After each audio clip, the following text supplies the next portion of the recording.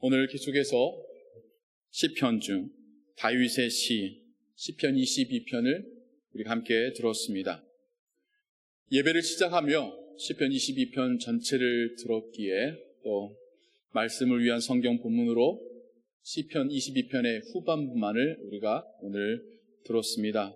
하지만 시편 22편 전체가 오늘 우리가 듣고 묵상해야 될 하나님의 말씀일 줄로 믿습니다.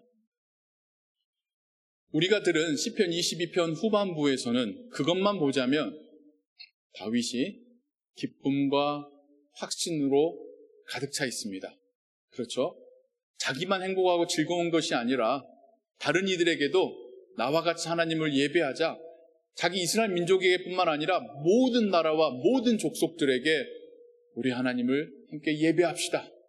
그분이 행하신 일을 자자손손 우리가 전합시다 라면서 이 시가 마쳐지고 있습니다. 그래서 뒷부분만 보면 다윗이 굉장히 기분이 좋았나 보다 라고 생각할 수 있겠는데요, 앞부분을 보면 웬걸요? 전혀 그렇지가 않습니다. 그래서 이 시가 특별히 그 앞부분 때문에라도 그리스도의 고난을 예언한 시다라고 불리고 있습니다. 제가 몇 구절만 다시 한번 읽어드리겠습니다. 1절에 이렇게 시작합니다. 내 하나님이여, 내 하나님이여, 어찌 나를 버리셨나이까? 여기서 많이 들어본 말씀 아닌가요? 예수님이 십자가에서 하늘을 향하여 불붙이셨던 그 말씀입니다. 내 하나님이여, 내가 낮에도 부르짖고 밤에도 잠잠하지 아니하오나 응답하지 아니하시나이다. 특별히 십자가 위에서 고난받는 그 예수님께 하나님의 은혜가 그 공급이 차단되었던 상황을 우리는 다윗의 시 가운데서 또한 이렇게 오버랩되면서 보게 됩니다. 5절에 말합니다. 그들이 주께 부르짖어 구원을 얻고 주께 의뢰하여 수치를 당하지 아니하였나이다. 나는 벌레요 사람이 아니라 사람의 비방거리요 백성의 조롱거리니이다. 주님께서 로마 군병들에게, 유대인들에게 조롱당하시고 모욕당하시고 침뱉음 당하시고 가시로 멸류관 씌우시고 갈대로 뺨을 맞으셨던 그 상황이 놀랍게도 다윗의 시 가운데 너무나도 그 상황을 묘사하는 듯한 식구를 우리가 발견하게 됩니다. 7절에 이어 말합니다. 나를 보는 자는 다 나를 비웃으며 입술을 삐죽거리고 머리를 흔들며 말하길 그가 여호와께 의탁하니 구원하실 걸, 그를 기뻐하시니 건지실 걸 하나이다. 백성들이 예수님께 네가 하나님의 아들이며 거기서 내려와 봐라. 심지어 한쪽 편에 있었던 강도마저도 예수님을 조롱하던 상황이 다윗의 시 가운데 마치 그려지듯이 기록되어져 있습니다. 12절에 말합니다. 11절부터 말합니다. 나를 멀리하지 마옵소서. 환난이 가까우나 도울 자 없나이다. 많은 황소가 나를 에워싸며 바산의 힘센 소들이 나를 둘러쌌으며 내게 그 입을 벌림이 찢으며 부르짖는 사자 같으니이다. 나는 물같이 쏟아졌으며 내 모든 뼈는 어그러졌으며 내 마음은 밀랍 같아서 내 속에서 녹았으며 내 힘이 말라 질그릇 조각 같고 내 혀가 입천장에 붙었나이다. 개들이 나를 에워쌌으며 악한 무리가 나를 둘러 내 수족을 찔렀나이다. 내가 내 모든 뼈를 셀 수 있으나 그들이 나를 주목하여 보고 내 겉옷을 나누며 속옷을 제비 뽑나이다. 사람들의, 군병들에 둘러싸여서 고통 가운데 있으신 예수님의 모습, 그 모두가 십자가에 못 박으라, 죽이라 외치는 그 위협 속에 홀로 놓여진 예수님의 모습. 예수님은 옷 벗기고 그 옷을 찢어 나눠 가지고 그 속옷은 제비 뽑아 가져가려는 군병들의 모습이 다윗의 시 가운데 이렇게 예고되듯이 기록되어져 있습니다. 이 시를 어떻게 이해해야 될까요? 다윗을 기준으로 볼 수도 있겠고 그리스도에 대한 예고라는 해석의 관점을 가지고도 볼 수가 있을 텐데요. 먼저 다윗이 이렇게까지나 고통받았던, 위협받았던 때가 언제였었을까요? 물론 성경에서 다윗의 많은 이야기들이 기록되어 있지만 그의 전생애를 매 분초마다 적어놓은 것은 아니지 않습니까? 다윗도 위협 가운데 놓여 있었을 텐데요. 이렇게 옷까지 빼앗기고 이렇게 사람들에게 조롱받고 이렇게 곧 죽어가는 상황이 언제였었을까? 정말 생각해 보게 됩니다.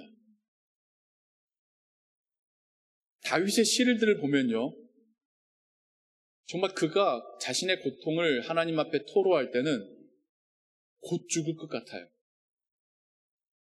정말 고통스러운 것 같아요. 그리고 그때는 모든 사람이 자기를 조롱하고 죽이려는 것쯤 다윗이 지금 느끼고 있는 것 같아요. 심지어 자기 자신도 힘이 하나도 없고 육체적으로나 건강으로나 모든 것을 잃은 밑바닥에 지금 널브러져 있는 것 같은 상황이 묘사되어져 있습니다. 물론 다윗이 실제로 객관적으로도 그런 상황을 겪었을 수 있었습니다만 저는 다윗을 물론 지금의 관점이고 지금의 어떤 이해로 보는 겁니다만 우리가 흔히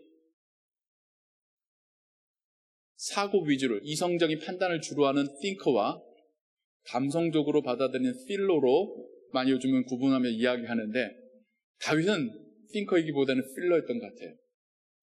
감성적으로 매우 예민한, 좋게 말하자면 감수성이 풍부하고 또 다르게 말하자면 조금 힘들어지면 이 감정적으로 거기에 완전히 함몰되어지고 덮여지고 그 감정에 휘둘릴 정도로 감성이 풍부했었던 사람인 것 같아요. 그렇기 때문에 또한 그가 그 많은 시편들을 하나님께 써서 올려드릴 수 있었겠죠. 또 그렇기 때문에 그가 그의 삶 가운데 하나님을 더 느끼고 부르짖고 의지할 수 있었겠죠. 그러니까 다윗이라는 사람은 참 재밌는 사람인 게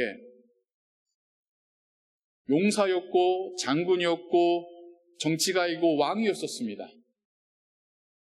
오늘날에도 그런 사람들을 우리가 볼 때 우리의 어떤 선입견과 느낌은 굉장히 냉정하고 웬만한 일에 흔들리지 않고 모략에 뛰어나고 겉으로 자신의 생각을 드러내지 않고 웬만한 일에도 눈 하나 깜짝하지 않는 그런 사람의 이미지를 갖기가 쉬운데 다윗은 오히려 그런 상황 속에서 더 많이 감성적으로 자신의 삶의 고통을 느끼고 하나님 앞에 토로하고 있습니다. 그런 순수함을 또한 하나님께서 사랑하지 않으셨을까라는 생각도 해봅니다. 다윗이 느꼈었던 그 많은 그 감정적인 고통들, 이걸 먼저 묵상을 해보자면 우리에게도 비슷한 점들이 있죠. 우리도 어떤 감정대로 휘몰아쳐 오고 우리의 생각과 우리의 마음을 가득 채워버리면 어쩔 줄 몰라 합니다. 그게 좋은 쪽이든 나쁜 쪽이든. 좋은 쪽으로 어떤 기쁨과 환희와 이런 감정이 너무 벅차게 다가오면요, 교만해집니다. 나 이젠 됐어. 이제 나 어떤 것도 두려워하거나 눈치 볼 거 없어. 그러면서 하나님까지 두려워하지 않게 됩니다. 반대로 힘든 감정이, 고통스럽다고 하는 감정, 외롭다라고 하는 감정, 혹은 절망스럽다 하는 감정에 내 마음이 가득 차버리면 반대로 나는 살 길이 없어. 나는 패배자야. 난 여기서 벗어나지 못할 거야. 그 감정의 구덩이 속에 계속 밑으로 침전되어 가버리죠. 그러면서 심지어 하나님마저도 자기를 버리셨다고까지 생각하게 되곤 합니다.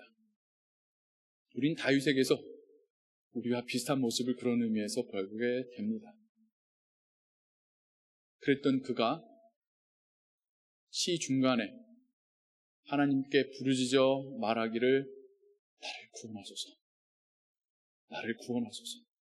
그 외침과 간구 속에는 나를 구원하실 수 있는 분은 하나님 한 분이시고 하나님은 나를 구원하실 수 있습니다, 구원하실 것입니다 라고 하는 확신과 믿음을 담아 하나님께 부르짖습니다. 그리고 나서 그의 마음속에 있었던 감정들의 변화를 우리가 시 속에서 보게 됩니다. 이제는 하나님 앞에 다시 한번 감사함으로, 평안으로 찬양 올려드리는 시의 후반부가 이어져 가게 됩니다. 그냥 우리 이 시를, 그 이 시 속에서 다윗의 감정과 생각의 변화를 보면서도 하나님께서 주신 첫 번째 주제 발견할 수 있습니다. 우리 삶 속에서 혹 어떤 감정이 휘몰아쳐서 한쪽 방향으로만 우리의 생각이 몰아져 가고 그게 극단적으로 갈 때에 그 감정에 속지 마십시오. 물론 감정이라는 것은 우리의 삶을 풍부하게 하고 더 많이 느끼게 하고 좋은 점들이 많으나 때로는 극단적인 감정은 우리를 속이기도 합니다. 다 된 것처럼, 혹은 반대로 완전히 실패한 것처럼, either way 하나님의 손을 놓게 만드는 감정의 거짓말이기도 합니다. 그러할 때가 바로 우리의 믿음의 고백이 필요할 때입니다. 우리의 입술로라도 하나님이 어떤 분이신지, 하나님의 구원하심에 대하여, 나를 향한 사랑에 대하여, 그동안 나를 구원하셨음에 대하여, 나를 인도하고 계심에 대하여, 나를 버리지 않으실 것에 대하여, 내 안에 성령 하나님이 계심에 대하여 고백할 때에 내 안에서 나에게 휘몰아쳤고 나에게 속삭이던 감정들이 잠잠해지고 우리로 다시 하나님을 보게 하실 줄을 믿습니다. 앞이 꽉 막혔던 그 벽이, 그 벽 안에, 그 벽 뒤에 하나님께서 우리 앞에 놓으신 길을 보게 하실 줄을 믿습니다. 또한 두 번째로, 다윗이 그러한 고통 가운데 하나님 앞에 기도하며 이야기를 시작하다가 그가 그리스도의 고난을 환상 가운데 보게 된 점을 생각해 보기 원합니다.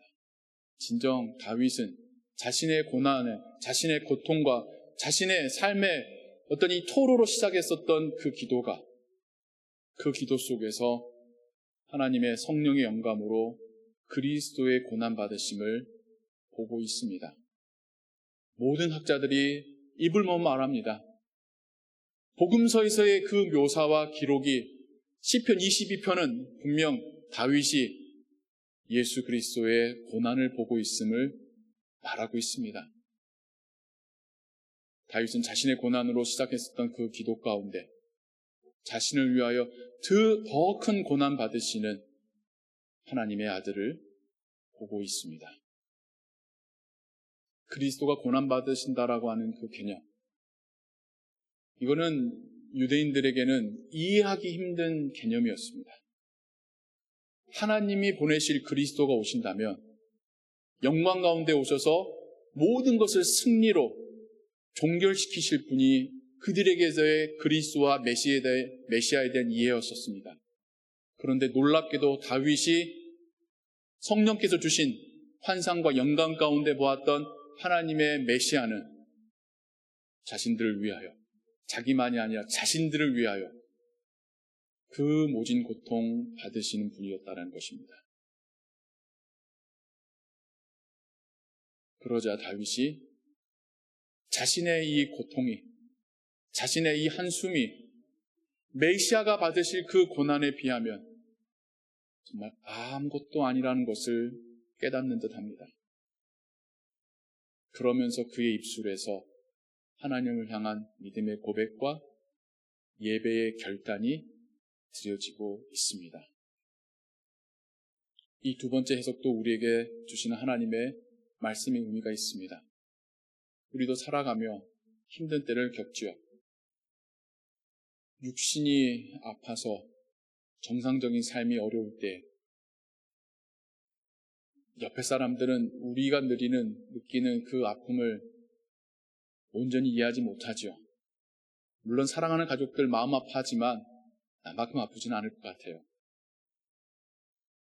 때로는 경제적으로 너무 쪼들려서 압박받고 있을 때의 그 스트레스, 믿었던 사람들에게 받은 그 배신과 나쁜 계획들, 관계 속에서, 개인의 삶 속에서, 더 나아가서 마치 하나님이 나에게서 멀리 떨어져 계신 듯한 그 영적 외로움을 느낄 때에 우리도 다윗과 같은 아픔과 어려움을 하나님 앞에 토로하게 되겠죠.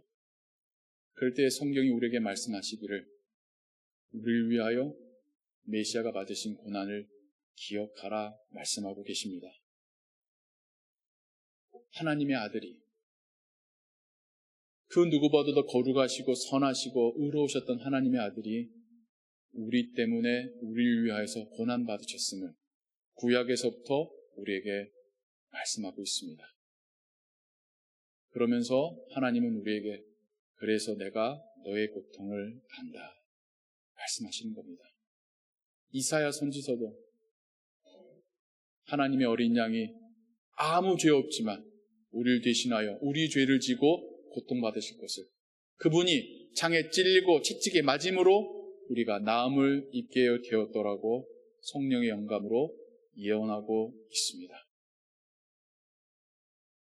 아픔과 힘든 가운데, 외로움 가운데 우리가 고백해야 될 것은 예수 그리스도일 줄로 믿습니다. 그분의 고난받으심을 내 입술로 고백하고 믿을 때에 나의 고난에 대한 하나님의 응답을, 반응을 우리 또한 믿게 될 줄로 확신합니다. 여기 부모님들이 많으신데요. 부모님으로서 자녀와의 어떤 끈끈한 유대 관계를 느끼실 때가 어느 순간이었었는지요. 물론 자녀들이 미운 5살부터 10대의 사춘기를 지나면서 부모님 속 많이 썩이곤 하지요. 하란 대로 안 하고 염려되는 그 행동들을 보면 정말 꼴도 안 보면 참 좋겠다는 생각 하실 때도 있죠. 그런데 그럼에도 불구하고 정말 내 자녀구나, 내가 얘의 부모구나 느끼실 때가 언제일지 생각해 보면 아이가 예쁜 행동할 때 너무 사랑스러울 때도 있으시겠지만 저의 경험일 수도 있고 여러분도 그러실지 몰라서 말씀드리는 건데 아이가 아플 때였던 것 같아요. 아이가 아파서 열이 끓고 신음소리를 낼 때 부모로서 가슴이 미어지더라고요. 얘를 위해서 뭐라도 해주고 싶은 마음이 잠을 못 자겠더라고요. 그때 느꼈던 게 내가 얘의 아빠구나, 얘의 부모구나라는 감정을 느꼈었던 것 같습니다.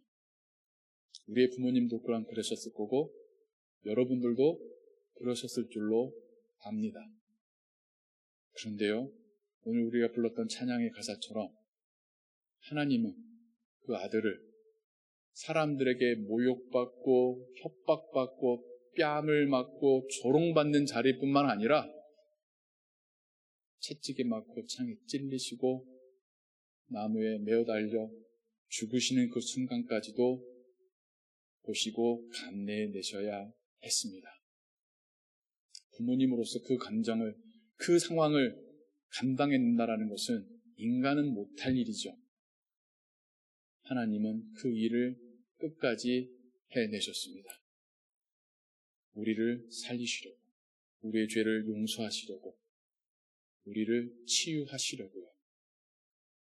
그 하나님을 묵상하시며 고백하신다면, 그 십자가에서 당하신 예수 그리스도의 고난을 입술로 고백하신다면, 우리 삶 가운데 찾아온 그 아픔과 어려움에 대하여 우리가 다시 하나님 주시는 용기로 또한 지혜로 담대하게 설 수 있고 마주할 수 있을 줄로 믿습니다. 이제 세 번째 주제로 나아가길 원합니다. 다윗에게 놀라운 변화를 우리가 시편 22편에 보게 됩니다. 그가 조금 전까지만 해도, 얼마 전까지만 해도 고통 가운데, 죽을 것 같은 절망 가운데 혀가 천장에 붙고 뼈가 앙상하게 드러나는 것 같고 온몸이 벌겨벗겨진 것 같은 수치를 당하고 있던 그 다윗이 하나님 앞에 내가 온전히 하나님만을 찬양하며 예배하겠습니다 라고 고백하고 있습니다. 자기만이 아니라 세상을 향하여서 하나님을 찬양하고 예배합시다라고 외치고 있습니다. 자기 민족에게뿐만 아니라 모든 나라와 모든 민족에게도 여러분들도 하나님을 예배해야 됩니다라고 외치고 있습니다. 진정 우리 믿음의 종착점은 예배라는 사실을 시편 22편이 우리에게 말해주고 있습니다. 우리의 모든 신앙생활의 파이널 데스티네이션은 예배의 자리입니다. 사도 요한이 환상 가운데 하늘나라를 보게 되는데 그가 본 하늘나라는 예배의 자리였더라고요. 우리를 위하여 십자가에서 그 모진 고난 받으시고 죽으셨던 예수 그리스도가 어린 양으로 하늘 보좌에 앉히시고 하늘 아버지가 그분을 왕의 자리에 앉히시고 모든 나라와 민족이 모든 언어로 모든 이 창조의 세계와 심지어 천사들마저도 그 어린 양을 예배하는 모습을, 그 어린 양을 예배함이 성부 하나님을 예배함인 것을 사도 요한이 환상 가운데 보게 됩니다. 우리가 들어갈 천국, 하나님과의 영원한 교제와 기쁨, 평안, 그 핵심에는 하나님을 예배함이 있습니다. 우리는 온전히 대면하여 하나님을 보며 그분의 음성을 들으며 함께 한 목소리로 하나님을 예배하기 위해서도 천국에 가는 것입니다. 그리고 살아 이 땅에서도 하나님을 예배함이 하나님께서 우리에게 원하시는 바일 줄로 믿습니다. 하나님이 세상을 만드시고 인간을 만드신 이유는 우리에게서 예배를 받으시기 위함입니다. 우리를 죄 가운데 벌하지 않으시고 구원하신 이유는 우리의 예배를 받기 기뻐하시기 때문입니다. 그리고 시편 22편의 말씀처럼 기쁠 때에든 슬플 때에든 힘들 때에든 우리가 찾아갈 곳은 예배의 자리입니다. 하나님께서 주신 기쁨과 평안이 있다면 예배의 자리에 와 하나님께 감사하시기 바랍니다. 아픔과 어려움이 있다면 이 또한 예배의 자리로 나오셔서 하나님께 간구하시기 바랍니다. 우리가 하나님을 만나는 자리, 하나님의 이름을 높여드리는 자리, 살아계신 하나님을 경험하는 자리가 예배의 자리이고 하나님은 우리에게서 예배를 받기를 원하십니다. 예배는 하나님을 위한 것입니다. 예배가 우리를 위함이라는 것이 아니라 하나님을 위한 것입니다. 주일날 이곳에 왜 오셨습니까? 만약 습관 때문에 오셨다고 한다면 가장 안 좋은 대답일 것이고요. 복 받기 위해서 오셨다고 한다면 그 다음으로 안 좋은 대답일 것이고요. 내가 마음의 평안을 얻고 기쁨을 얻기 위해서라고 한다면 여전히 부족한 답입니다. 하나님 우리에게서 듣기 원하신 답은 우리가 하나님께 영광 올려드리는 그걸 위해 예배에 왔음입니다. 이 예배는 우리 개개인을 위한 것이 아니라 하나님을 위한 것입니다. 하나님께서 행하신 놀라운 일들을 고백하고 우리에게 베푸신 그 구원에 감사하고 하나님께서 우리에게 맡기신 그 사명을 결단하는 자리, 이것이 예배의 첫 번째 목적입니다. 그러한 우리에게 하나님께서 은혜 주시기도 하고 평안 주시기도 하고 우리의 삶 가운데 함께 하심을 확신케 하기도 하시는 것입니다. 앞으로도 어떤 예배든 간에 사람에게 초점 맞추고 사람의 감정을 다루려고 하는 예배를 좋은 예배라고 생각하지 마십시오. 때로는 우리의 감정의 변화가 없을 수도 있고 때로는 우리의 기도의 응답이 없을 수도 있고 때로는 우리가 왔던 대로 돌아갈 수도 있습니다. 하지만 그 예배 가운데 하나님이 어떤 분이심을 고백하였고 인정하였고 그 하나님께 영광을 올려드렸다고 한다면 그 예배는 온전한 예배입니다. 그리고 우리 삶 가운데 우리와 함께 하신 하나님, 그 하나님에 대한 믿음 가지고 돌아가는 것입니다. 성도님 여러분, 오늘 우리가 하고 있는 예배도 우리를 위하기보다는 하나님을 위한 예배 되기를 소원합니다. 그리고 하나님께 주신 그 확신 가지고 이 다윗의 변화된 모습처럼 우리의 삶의 현장으로, 우리의 일터로 당당하게 나아가는 그런 예배 되기를 소원합니다. 그곳에서 하나님을 또한 예배하고 사람들을 향하여 함께 하나님을 예배할 것을 보여주고 말해줄 수 있는 우리의 삶 되기를 주님의 이름으로 축원합니다. 기도하겠습니다. 사랑과 은혜의 하나님 아버지, 세상을 창조하시고 우리를 만드셨고 또한 우리를 죄 가운데서 구원하신 하나님 아버지, 우리를 영원한 하나님과의 교제 속으로 초청하신 하나님 아버지, 하나님의 그 놀라우신 일, 우리를 향하신 그 축복과 은혜에 감사드립니다. 하나님이 이 세상의 모든 것의 통치자이시며 주인이심을 인정합니다. 그러기에 우리의 삶도 하나님의 뜻 안에 있음을 고백합니다. 우리를 사랑하시는 아버지가 우리 삶에 찾아오셔서 우리와 동행하시니 우리를 붙드시고 우리를 보호하시고 우리를 통하여 열매 맺게 하실 줄을 믿습니다. 하나님, 우리의 삶이 예배가 되게 하옵소서. 특별히 우리가 예배를 통하여 하나님의 이름을 높여 드리게 하여 주옵소서. 하나님께서 우리에게 베푸신 그 은혜를 확신하고 고백하게 하옵소서. 하나님께서 우리로 가게 하신 그 길을 순종하며 결단하며 나아가게 하여 주옵소서. 하나님이 우리의 주인 되심을, 우리의 영원한 아버지와 목자 되심을 고백합니다. 하나님을 찬양합니다. 주 예수 그리스도의 이름으로 기도하옵나이다. 아멘.